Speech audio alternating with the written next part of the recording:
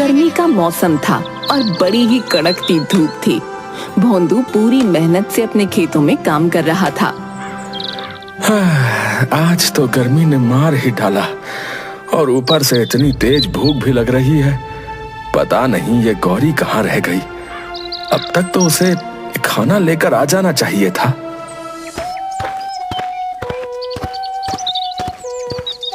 भोंदू गौरी के इंतजार में भूखा बैठा होता है और गौरी तो अभी तक घर से निकली भी नहीं होती है।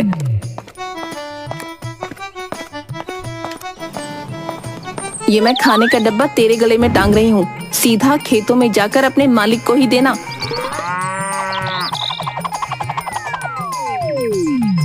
और हाँ, यहाँ रास्ते में टहलने मत लग जाना, समझी? मैं काय को घूमूंगी यहाँ वहाँ? आप तो मालकिन मेरे को एकदम आवारा समझती है। तो क्यों ना समझूं? पूरा गांव तेरी हरकतों से परेशान है। जब मर्जी निकल जाती है और आवारों की तरह घूमती रहती है। ऊपर से कभी तो किसी का नुकसान कर देती है तो कभी किसी का। अरे मालकिन, जरा थोड़ा अपनी ट्रेन को ब्रेक लगाओ। आज के लिए मेरी इतनी तारीफ काफी है। अपन अब चलती है, मालिक अपन का इंतजार कर रहा होगा। हाँ हाँ, जल्दी निकल। पता नहीं कौन कौन सी फिल्में देखकर डायलॉग बाजी करती रहती है। गौरी मटक मटक के आराम से चल रही होती है। उसकी चाल एकदम ऐसी होती है कि मानो कोई हीरोइन चल रही हो। अरे ओ गौरी, अरे कहाँ चली हमारे गांव की हीरोइनी? अरे भीड़ू, मेरे गले में डब्बा नहीं दिखता क्या तुमको? मैं जा रही है अपने मालिक को खाना देने।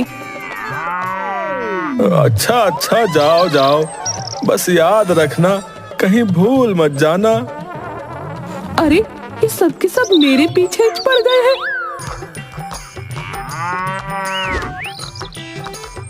गौरी अपनी मस्त चाल में मस्त होकर चली जा रही थी। तभी उसकी नजर मंगत लाल के बगीचे पर पड़ी, जिसमें हरी भरी सब्जियां लगी थीं। आहा, क्या खुशबू है, माँ कसम, मजा ही आ गया। इस खुशबू ने तो मेरी भूख बढ़ा दी। अब मैं अपने लालची मन को कैसे रोकूं? गौरी से रुका ही नहीं जाता और वो मंगत लाल के बगीचे में झांककर देखने लगती है। बगीचे में बड़ी हरी भरी सब्जियां और लाल लाल टमाटर लग रहे थे। अब तो गौरी के मुंह से लार ही टपकने लगी। रुक जा गौरी, रुक जा, वरना कहीं मालकिन को पता चला तो तेरी काली चमड़ी को उधेड़ कर तुझे गौरी ना कर दे। गौरी अपने मन को समझाकर पीछे हट जाती है, पर उसका मन नहीं मानता। अरे अगर मैं थोड़ी सी सब्जी खा लूंगी तो किसी को क्या ही पता चलेगा। बगीचे में अभी मंगत लाल है भी नहीं। गौरी चुपके से मंगत लाल के बगीचे में घुस जाती है और उसकी सब्जियां खाना शुरू कर देती है। थोड़ी थोड़ी करके भी गौरी का मन नहीं भरता और वो मंगत लाल का पूरा बगीचा उजाड़ देती है। हे भगवान, इस गौरी ने तो मेरा पूरा का पूरा बगीचा उजाड़ डाला। मैं इसे आज नहीं छोड़ूंगा। अरे मैया, ये क्या हो गया कि मंगत लाल इतनी जल्दी कहाँ से आ टपका? अब मैं क्या करूं? आज तो तू गई गौरी, अब तुझे मैं छोड़ने वाला नहीं हूँ। भाग गौरी भाग, आज तुझे मंगत लाल जिंदा नहीं छोड़ेगा। गौरी सीधा खेतों की तरफ भागती है।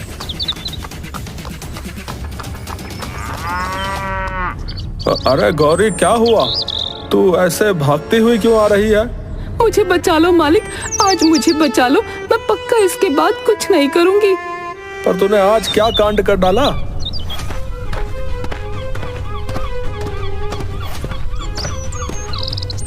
मेरा पूरा बगीचा उजाड़ कर भागी है तुम्हारी गौरी। पता है कितना नुकसान कर दिया मेरा? मुझे अभी के अभी अपने नुकसान की भरपाई चाहिए। ये क्या किया गौरी तूने? तुझे पता है ना घर के हालात क्या हैं? और तूने इतना बड़ा नुकसान कर डाला। मुझसे गलती हो गई मालिक, और इस मंगत लाल ने भी तो अपना बगीचा खुला छोड़ रखा था। अब हम जानवर तो इतनी ताजी ताजी सब्जियां देखकर मचल ही जाएंगे ना। ओहो, देखो तो, ये तो वही बात हो गई कि उल्टा चोर कोतवाल को डांटे। देखो मंगत लाल, मेरी गौरी ने बहुत बड़ी गलती की है। तुम इसे इस बार माफ कर दो। ये आगे से तुम्हारे बगीचे के आसपास भी नहीं दिखेगी, है ना गौरी? आई शपथ, मैं बिल्कुल नहीं दिखेगी। मैं ये सब नहीं जानता। मुझे मेरे नुकसान की भरपाई चाहिए बस, वरना मैं सरपंच के पास जा रहा हूं।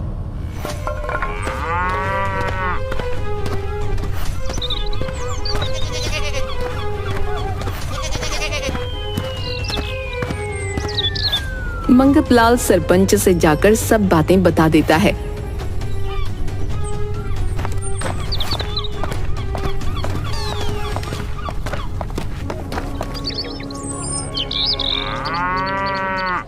सरपंच गौरी और भोंदू को खड़ा करके उनसे बगीचे की भरपाई करने को बोलता है, पर भोंदू के पास बिल्कुल पैसे नहीं होते। अब अगर तुम मंगत लाल को पैसे नहीं दे सकते तो तुमको उसके बदले अपनी भैंस देनी होगी। हाँ, हमें कोई दिक्कत नहीं है, आप ये भैंस मंगत लाल को दे दो। पर लाजो, ये गौरी बस एक भैंस नहीं है, ये बचपन से मेरे साथ है। पता है ना, इसने एक बार मेरी जान भी बचाई थी। तो क्या अब हमारी जान लेगी? सरपंच जी, आप ये भैंस मंगत लाल को दे दो। नहीं सरपंच जी, कोई और रास्ता तो होगा।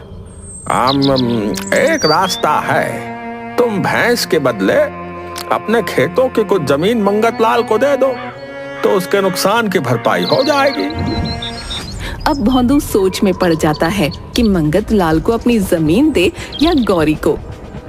मुझे सोचने के लिए एक दिन का वक्त चाहिए सरपंच जी। अब ठीक है, तुम अच्छे से सोच लो और कल तक बता देना। अच्छा? अरे इसमें सोचने जैसा क्या था? चुपचाप इस भैंस को दे देना था ना उस मंगत लाल को। क्या इस भैंस को बचाने के लिए जमीन दे दोगे? अरे लाजो, बस भी करो, मुझे जरा कल तक सोचने का मौका तो दो।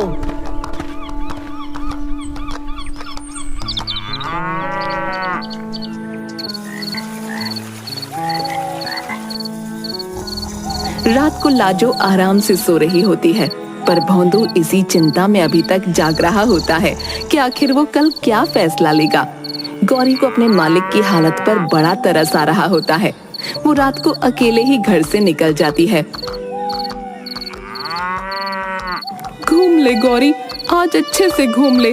कल मालिक तुझे उस मंगत लाल को दे देगा तो वो तुझे 24 घंटे खूंटे से बांध कर रखेगा। अरे यार, आज किसके घर में चोरी करें? हैं? तुझे क्या लगता है किसके घर में ज्यादा माल होगा? वो देख, मंगल लाल के घर की खिड़की खुली पड़ी है। चल उसी के घर में चोरी करते हैं। उसकी बेटी की अगले हफ्ते शादी है। घर में सोना चांदी पैसा जरूर मिलेगा। हाँ, ये तो तूने सही बोला। चल जल्दी चल।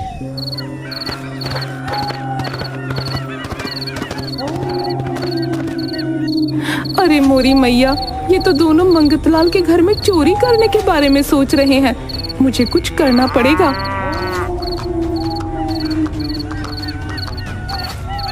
दोनों चोर मंगत लाल के घर में घुस जाते हैं और वहां से सारे जेवर और पैसा पोटली में बांधकर खिड़की से कूदकर भागने लगते हैं। गौरी मंगत लाल के घर के आगे खड़ी होकर खूब आवाज देती है, पर मंगत लाल तो घोड़े बेचकर सोया पड़ा होता है। अब मुझे ही कुछ करना पड़ेगा। गौरी उन दोनों चोरों के पीछे भागती है। दोनों चोर गांव के कोने में एक टूटे फूटे घर में रहते हैं। वो घर के बाहर उस पोटली को जमीन में गाड़ देते हैं। अच्छा, तो यहाँ छुपा रहे हैं चोरी के गहने और पैसे। कोई नहीं, मैं भी बहुत तेज हूँ, इनके जाते ही सब निकाल लूंगी। जैसे ही दोनों चोर घर के अंदर सोने के लिए जाते हैं, गौरी जमीन खोदकर वो पोटली बाहर निकाल लेती है और अपने घर में आकर संभाल कर एक कोने में छुपा देती है। अब मैं मालिक को सुबह उठते ही सब बता दूंगी, फिर वो चोर भी पकड़े जाएंगे और मंगत लाल मुझसे खुश होकर मुझे माफ भी कर देगा। गौरी मजे से सो जाती है। जैसे ही सुबह होती है, भोंदू के घर के आगे शोर सुनाई देता है। सब लोग शोर सुनकर उठ जाते हैं। मैं बोल रहा हूँ चोरी इसी ने की है। आप चाहो तो तलाशी ले लो घर की। ठीक है, तुम थोड़ा सब्र रखो। अरे ये मेरे घर में शोर कैसा है? मंगत लाल, तुम, सरपंच जी, आप, ये सब गांव वाले, आप सब इतनी सुबह सुबह यहाँ कैसे? अभी सब पता चल जाएगा।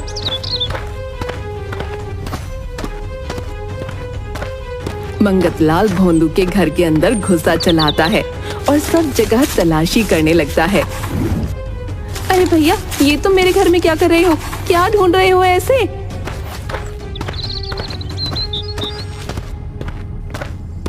ये देखो सरपंच जी, मैं बिल्कुल सही था। इसने ही मेरे घर रात को चोरी की थी। ये तुमने बिल्कुल गलत किया भोंदू।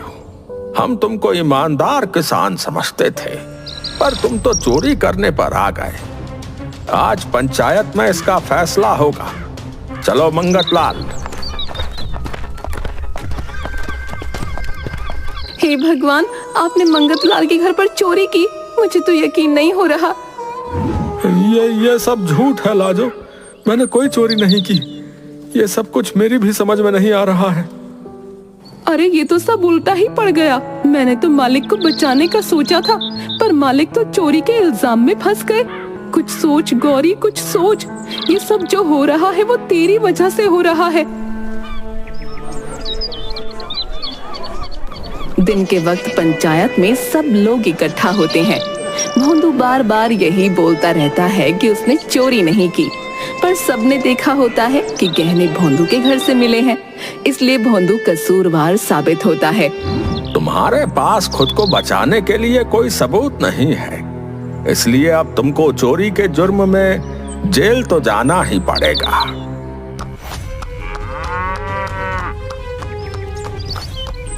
नहीं, मेरे मालिक चोर नहीं है। उस रात 2 चोर मंगतलाल के घर में घुस रहे थे।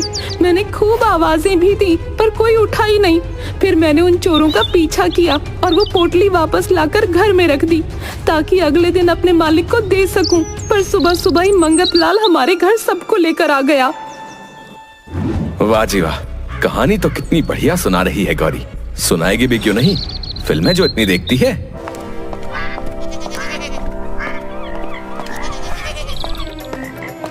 गौरी झूठ नहीं बोल रही है। रात को गौरी की मुझे चिल्लाने की काफी देर तक आवाज आई थी, पर मुझे लगा वो हमें परेशान करने आई है। गौरी की बात में कुछ तो सच्चाई है। हमें ऐसे भोंदू काका को सजा नहीं देनी चाहिए। अब ऐसी बात है गौरी, तो बताओ कहाँ रहते हैं वो चोर? गौरी सबको लेकर उन चोरों के घर जाती है। जैसे ही सरपंच घर का दरवाजा खोलता है तो सामने बैठे दोनों चोर चोरी किया हुआ पैसा गिन रहे होते हैं। गांव के लोगों को देख दोनों चोर खिड़की से भागने लगते हैं, पर गांव के लोग उनको पकड़ लेते हैं। अब पंचायत में दोनों चोरों को सजा मिलती है। भोंदू बेकसूर साबित होता है, पर अभी उसको फैसला लेना होगा कि वो मंगतलाल को अपनी जमीन देगा या अपनी भैंस। अब मुझे कुछ नहीं चाहिए सरपंच जी। आज गौरी की वजह से मेरे पैसे और मेरी बेटी के गहने मुझे वापस मिल गए। मुझे और क्या चाहिए। गौरी, तुमने मुझे बचा लिया। मैं तुम्हारा बहुत आभारी हूँ। हाँ, हम सब गौरी के आभारी हैं, क्योंकि गौरी ने न जाने कितने गरीब लोगों को लुटने से बचाया है। और भोंदू को अपनी गौरी पर बड़ा ही गर्व महसूस होता है।